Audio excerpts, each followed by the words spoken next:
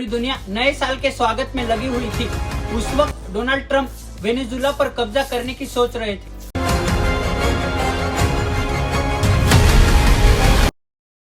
इस फाइल में Barack Obama, Bill Clinton, Donald Trump, Stephen Hawking तक का नाम शामिल था।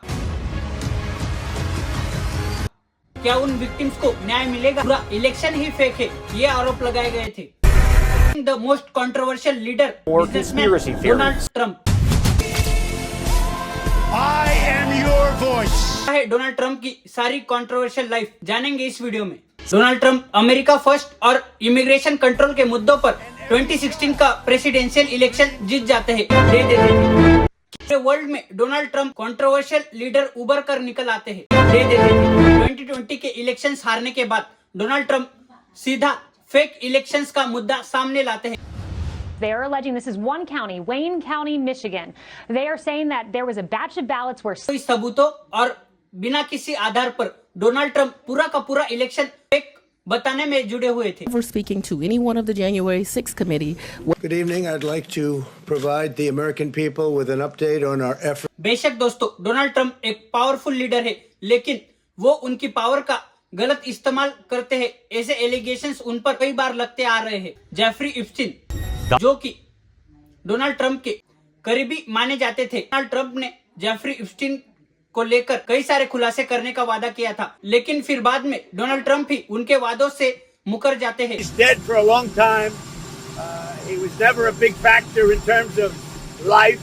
It's pretty boring stuff. It's sordid, but it's boring. लेकिन फिर बाद में इन इप्स्टीन फाइल्स को सीक्रेट रखने में ही डोनाल्ड ट्रंप की भलाई है, ये समझ जाते हैं और फिर बाद में उनके ही सपोर्टर्स और पब्लिक को गुमराह करते हैं। जेफरी इप्स्टीन एक स्कूल टीचर थे, लेकिन फिर बाद में ये इस टीचर की जॉब का रिजिग्नेशन दे देते हैं और फिर बाद में बड़े बड़े लोगों के फाइनेंशियल एडवाइजर बन जाते हैं। यही इप्स्टीन अमेरिका में एक आइलैंड लेता है, कई सारी सीक्रेट पार्टीज और बड़े बड़े बिजनेसमैन पॉलिटिशियंस को इन्वाइट करके कई सारी इलीगल एक्टिविटीज कंडक्ट करता है। जेफरी और उसके दोस्तों द्वारा करे जा रहे थे, वो बाहर नहीं आते थे, जिससे कि जेफरी इप्स्टीन हर बार बच जाता था और छोटे मोटे गुनाहों के एलिगेशंस में जेल जाकर आता था।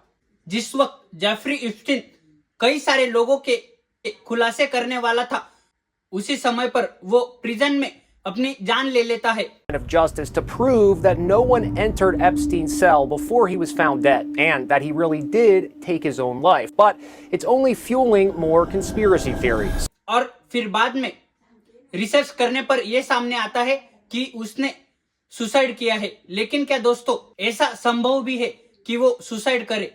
क्योंकि जिस वक्त जेफरी ने सुसाइड किया, जेल के सारे सीसीटीवी कैमरास बंद करे गए थे और फिर बाद में पुलिस ने ये कैमरा सिस्टम की खराबी की वजह से बंद थे, ये कहा था। ये सच में सुसाइड था या किसी बड़े खुलासे पर पर्दा डाला गया था? इसी के कारण जेफरी इप्स्टीन की मौत को एक सुसाइड का एंगल दिया गया था। उस वक्त के कई सारे विक्टिम्स आज सोशल मीडिया पर रिएक्ट हो रहे हैं और उनके साथ क्या क्या हुआ वो बता रहे हैं। 2024 के इलेक्शंस के पहले डोनाल्ड ट्रंप भी इन इप्स्टीन फाइल्स को ओपन करने के पक्ष में थे, लेकिन आज डोनाल्ड ट्रंप इस मुद्दे को एक पुराना मुद्दा बोलकर सच्चाई से बचना चाहते हैं। डोनाल्ड ट्रंप पर एलिगेशंस लगते हैं कि क्या इन इप्स्टीन फाइल्स में डोनाल्ड ट्रंप का ही नाम है और क्या डोनाल्ड ट्रंप के ही कई सारे सीक्रेट्स उस आइलैंड पर कैद है। दोस्तों, ये है वो असली इप्स्टीन फाइल्स। दोस्तों, ये इप्स्टीन फाइल्स जो कि पब्लिक हुई है वो काफी कंट्रोवर्शियल है और इसमें कई सारी महत्वपूर्ण बातें छुपाई गई है। इसके बाद डोनाल्ड ट्रंप पर एक और एलिगेशन लगता है।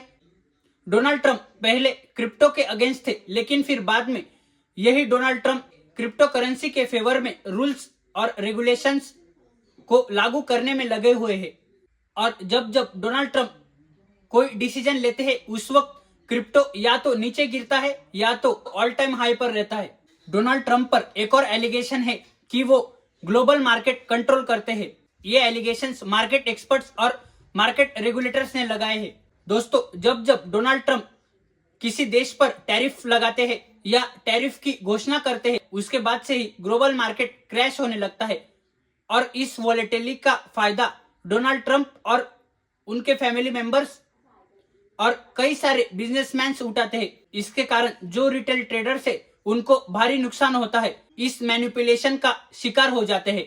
दोस्तों, जिस वक्त डोनाल्ड ट्रंप ने इंडिया पर 50% टैरिफ लगाने की अनाउंसमेंट की थी, उसके अगले ही दिन इंडियन स्टॉक मार्केट 2% डाउन था। चाइना पर टैरिफ लगाने के बाद भी ग्लोबल मार्केट 1% से डाउन था और उस वक्त भी डोनाल्ड ट्रंप के फैमिली मेंबर्स ने मिलियंस ऑफ डॉलर्स कमाए थे। दोस्तों, और एक रिसेंट कंट्रोवर्सी जिसमें डोनाल्ड ट्रंप का काफी बड़ा हाथ है, वेनेजुएला अटैक। दोस्तों, 3 जनवरी 2026 जिस वक्त पूरी दुनिया न्यू ईयर के स्वागत में लगी हुई थी, उस वक्त डोनाल्ड ट्रंप वेनेजुएला पर अटैक प्लान कर रहे थे और उस देश को कब्जे में लेने की सोच रहे थे। वेनेजुएला जो कि एक गरीब देश है और वो ऑयल एक्सपोर्ट्स पर निर्भर है और जैसे तैसे कर वहां के लोग पेट भरते हैं, लेकिन डोनाल्ड ट्रंप ने इस गरीब देश को भी नहीं छोड़ा और वेनेजुएला पर डायरेक्ट इन्वेजन कर दिया और वेनेजुएला के प्रेसिडेंट निकोलस मादुरो और उनकी वाइफ को अरेस्ट करके यूएस में लाया गया। जब तक ये देश यूएन को कांटेक्ट करे उससे पहले ही वहां का प्रेसिडेंट ट्रंप के कब्जे में था। दोस्तों, ये जो हमने एलिगेशंस और कंट्रोवर्सीज की बात इस वीडियो में की, ये साफ पता चलता है कि डोनाल्ड ट्रंप एक कंट्रोवर्शियल लीडर है जो कि अपनी पावर का हर वक्त गलत इस्तेमाल करने की सोचते हैं।